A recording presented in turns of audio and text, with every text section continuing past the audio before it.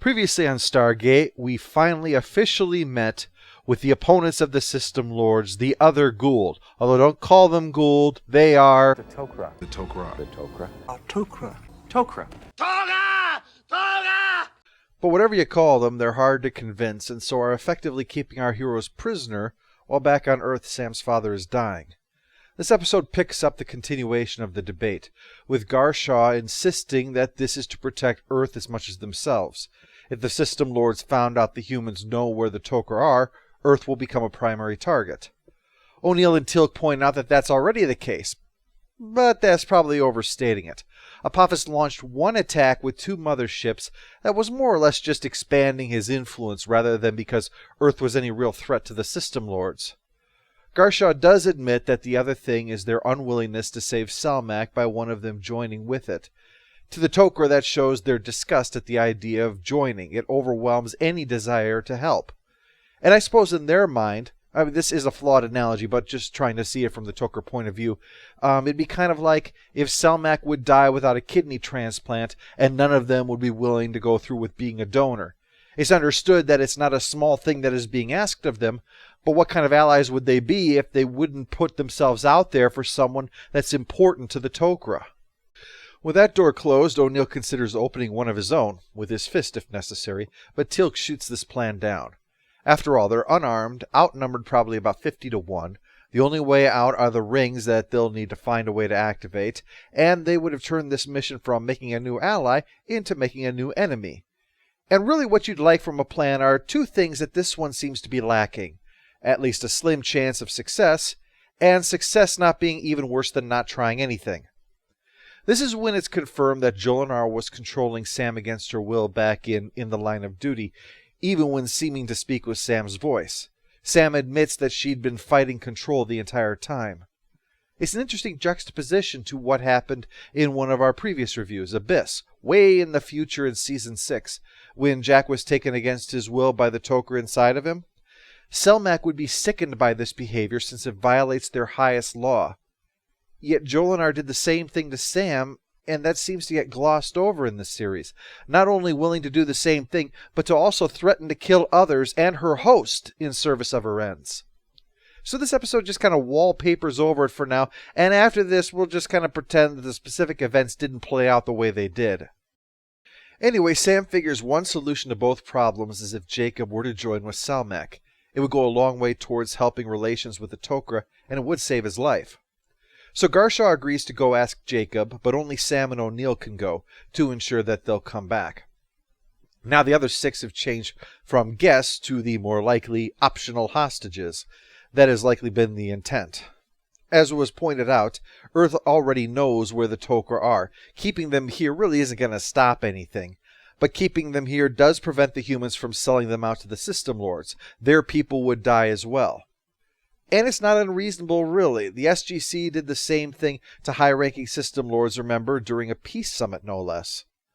This causes a bit of a trust issue the other way, though. Hammond is finding this entire idea hard to swallow. Even leaving aside holding their people against their will, Jacob has military knowledge about the U.S. and information about Earth that could be used against them. But Sam has a very strong counter-argument. Come on! Come on! So soon Sam and Hammond are stopping in to see Jacob, who is naturally skeptical at first that Sam regularly visits other planets, but gradually gets through. Holy Hannah. There's no higher oath than swearing on Miley Cyrus. They explain that they're not telling this as part of some dying wish of his to know what his daughter's doing, but so he can help with this mission.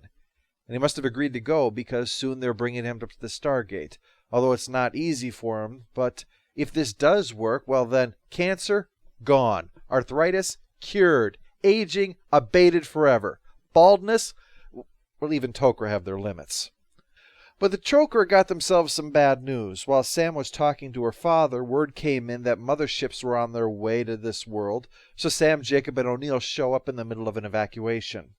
While SG-3 is pitching in with that, the plan is still going forward with Jacob, if possible, to hopefully cement this alliance. But the melting, collapsing tunnels say that the clock is ticking. But when he shows up, Jacob's starting to have second thoughts at the idea of being part alien and having a permanent resident in his head. Martouf is pretty understanding, actually, so he suggests spending some time to talk with Selmak to help him make his decision. Blind dates are bad enough without ending each one with a century-plus marriage at the end of it. If it turns out that Selmak snores, you can bet that he's going to wind up blowing his brains out by the end of the first year. To help him out, Selmak's host provides full access to Selmak's Tinder profile, a big wealth of positives. Smart, wise, funny, kind. But the bad side is that there's a lot of loss that comes with those years. And as Martouf said, the emotions are shared, so all that Selmak grieves for, Jacob will as well. But even though he responds by puking in the hallway, good thing they're destroying this place, walking on crystal is probably slippery enough without adding vomit to the mix. He's pretty much sold on this already, so good news there. Bad news is that O'Neill thinks that he knows why the System Lords are coming now. That thing Kordesh had was almost certainly a gold communication sphere, something the Tok'ra don't use because the transmissions aren't secure enough for them. Tokra Creek! Karshat Kodesh Creek! Uh-oh, I'm glad I'm not on the receiving end of that anger. That is a, my husband just used my last maxi pad as a homemade beer cozy kind of angry. Kordesh is in one of the collapsing tunnels, babbling about not being Kordesh and being unable to stop it before getting gooped up in whatever crystal lava thing is going on. Well, no more answers from him, I guess. Let's check in with Jacob and Selmak. Now it's Selmak's turn to quiz Jacob. It's a two-way street, after all. Selmak finally agrees that Jacob will do, but warns that this might not work. They're both so weak right now. So he takes Sam aside to say his goodbye and show he's finally willing to drop the brave soldier act and be a father for her in his final moments. Well, possible final moments here. So it's all down to the transplant, which, okay, this is going to be a little weird, especially because it involves Selmak crawling out of the host's mouth and into Jacob's mouth. We do not enter our host through the back of the neck. This just leaves a scar that many of us find very unsettling. So why don't the Goa'uld do it this way too? They don't wish to remember the horror on their host's face whenever they see their own reflection in a mirror. Well, let's face it, there's only two natural openings that are large enough, the mouth or the butt, and I think they've made the right choice for everyone involved here. So Jacob finds himself with the mother of all tapeworms. We'll have to see if that fixes him. But the System Lords aren't going to give him that time. They've arrived, with the fighting and the vengeance, and can't we just get a little peace down here? During the evacuation, O'Neill spots one of the Tok'ra that had been at the council meeting, only she's carrying the box the communication sphere was in. O'Neill quickly deduces that this is Kordesh. What likely happened was, with O'Neill blowing its cover, Kordesh waited for an opportune moment, removed the symbiote from this host, and hopped in itself to hide. The other host was a loose end. Maybe Kordesh was too weak to stop him from escaping or something. In any event, Kordesh is getting removed from this host and executed for the betrayal. If there's one thing a group of infiltrators can't stand, it's a spy. With that sorted, it's time to evacuate, but Jacob's still not ready, so Martouf and Sam will watch over him until he can be moved, and if necessary, collapse their tunnel so that they can't be captured.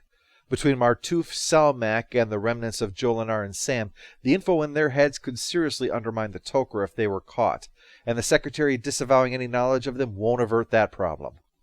Luckily, Jacob and Selmak seem to have finally come around, and doing pretty good for being a minute or two past move him and he'll die. In fact, now he's up to diving through Stargates while being shot at by death-dealing gliders. I have to say, that's quite a cancer cure. Next he's going to start doing handstand push-ups right here in the SGC. Of course, there's the side effect of having a co-pilot now. So when the little fella inside me's talking, do I sound like she does? That is correct. That's strange. I can feel myself talking, but it's not me saying the words. I know what you mean. That's why I had to quit drinking. And why I'm not allowed in Canada anymore. Jacob tells Hammond that this had indeed been the right move. The Tok'ra can be good friends, and like all good friends, know when it's time to get the hell out. They've got to catch up with the rest at their new base to tell them not to bother unpacking. Kordesh probably already gave away that place too. But Jacob will be able to serve as the liaison between the Tok'ra and Earth. And that day had to take a weird turn for him. Got up in the morning expecting to die, and before it's over he's a diplomat to an alien world. Another reason why I had to quit drinking. But it looks like we can put this mission in the win column. The first steps towards an alliance have been made, and with one of our own in the upper echelons, should win them over in no time. Not bad for a mission based entirely on a weird dream someone had, huh? The two-part Tok'ra is obviously a must-see, fully introducing a major player in the galaxy to the audience, not to mention Joseph and Selmak, who will be important throughout the series. As I said, the story sort of reinvents the Tok'ra, and Jolinar to a point, which seems to suggest a disconnect between the story needs of In the Line of Duty and the ongoing plan for the Tok'ra. They wanted a bait-and-switch type of plot for the first story, but they went a little too far, I think, so that the former really didn't serve the latter. I mean, not without a lot of inventing stuff off screen to try to explain it. Jolinar was motivated originally to escape the assassin, but changing it to something more than that, because to take a host against their will and control them is a violation of the Tokra's entire purpose, so it would need to be something more than just "I don't want to die" to justify what Jolinar does.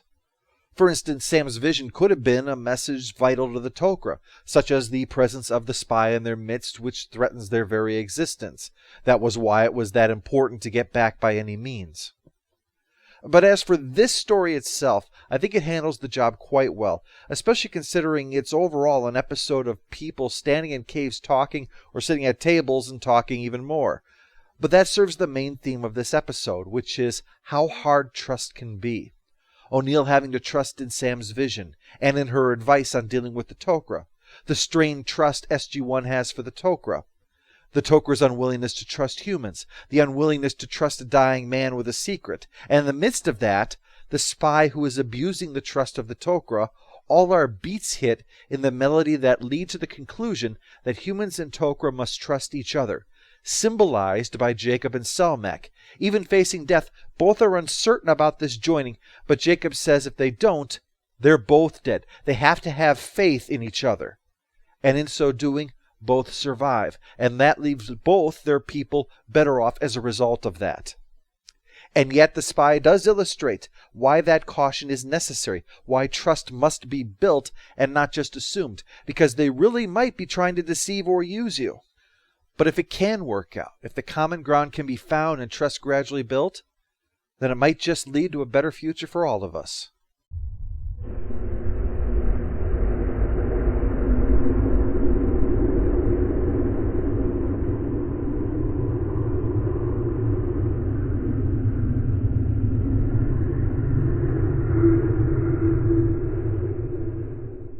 All hail the Overlord! All hail the Overlord! You folks make a habit of walking around with those little teleball dealy. What are they?